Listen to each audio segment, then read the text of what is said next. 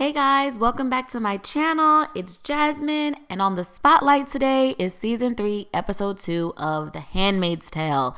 So let us get into this episode. Okay, so this episode is titled Mary and Martha. Now, this derives from the biblical story of the two sisters, Mary and Martha, who gave Jesus shelter. Mary is concerned about praising Jesus, while Martha is concerned about cleaning and cooking and tidying up the house. Martha complains that Mary isn't helping, and Jesus says to Martha she is worried about too many things while Mary is worried about the right thing. Now, I think this is a play on words because we literally have Marthas in The Handmaid's Tale whose job is to take care of the household.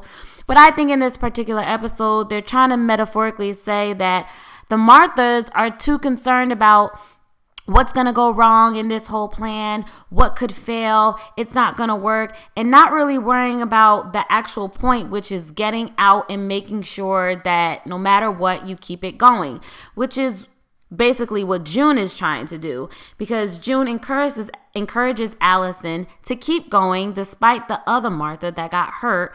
She's saying you got to make it count and you got to keep on going and keep the goal in mind. In this episode, we're seeing that the resistance is bigger than we thought. We thought it was gone, but it is still there. The handmaids are secretly communicating with each other and sharing information about what's going on in the world. And also, this is the first time that June is seeing how the Marthas are using their strategies and their plans of escape within the resistance. But she's also realizing it's not just about escape to Canada, it's about fighting from within. A couple of things I noticed while June and the Marthas were out was Gilead goes overboard when it comes to the guards and the crest. I mean, it's everywhere. It's on that guard truck right there.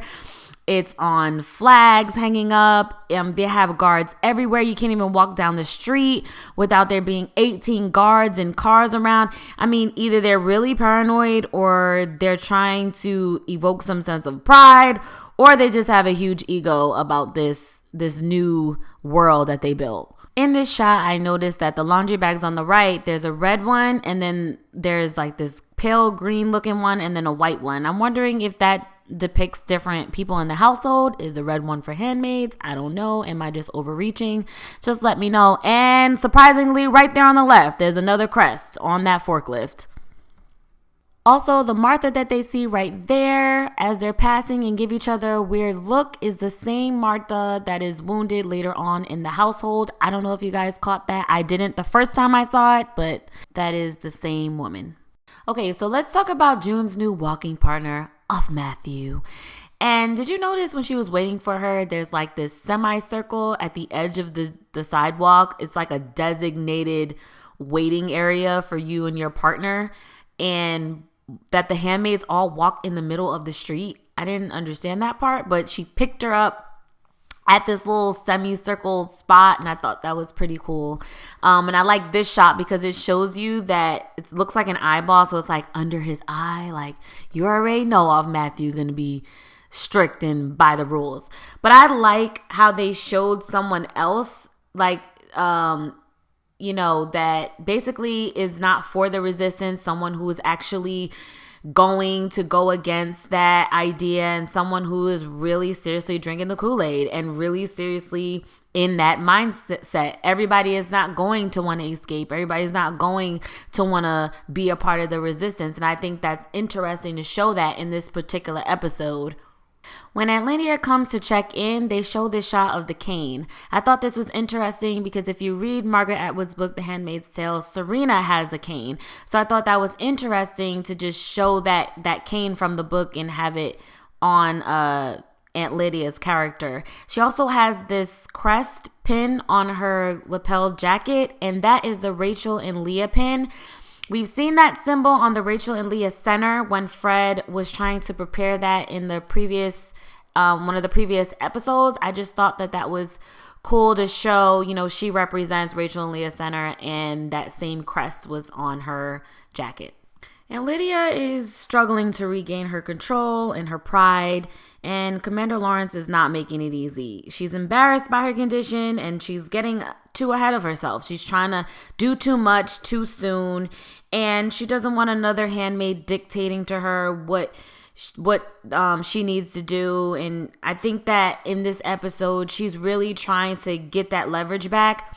And that's why she ends up tasing June, because she's trying to show her authority and not look weak, because she's really supposed to be that strong, character that, basically tells the handmaids what to do. She doesn't understand what's going on in the household. She doesn't understand why she can't get up the steps. So I think just in this episode, she's just trying to regain her control and come to terms with the fact that she's just not ready to step back into her position. Emily is trying to get new adjusted in this new world. She's coming from having no free will and no true sense of self anymore. She's fidgety at the doctor's office. She doesn't know what to do with her hands. She doesn't know how to take in the information that they're giving her. And she's really just trying to adjust back into what life used to be, where Luke is basically wanting her to take advantage of her freedom because he wishes that June had her freedom.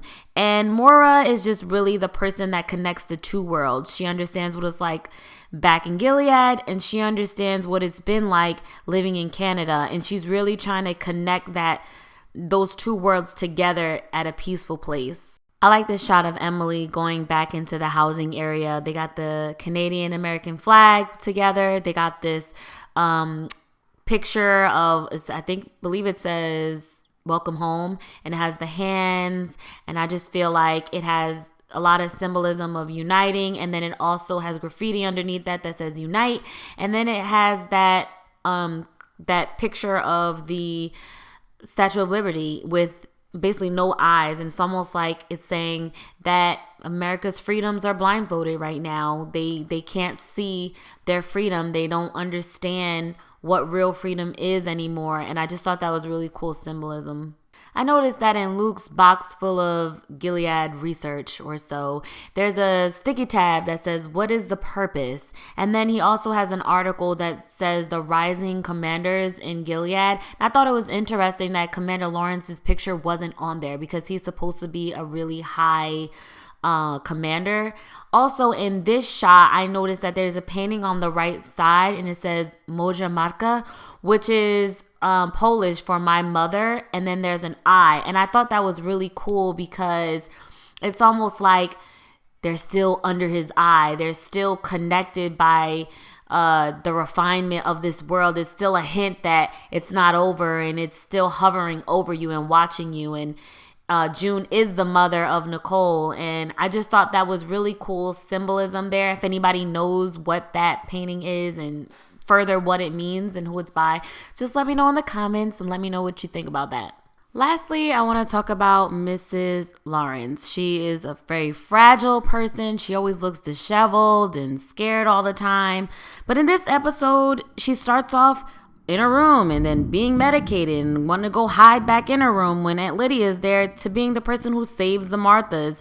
And at the end, she gets out. She's at the garden, and girl, that garden is a mess and she needs to tend to it. She's no Mrs. Waterford, but she's definitely seems like she's coming out of her shell, and I'm interested to know more about her and see if she's going to be an ally moving forward, and what role she's going to play within the future of the story.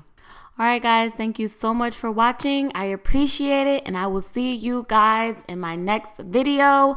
Look out for season 3, episode 3, and I will see you there. Bye.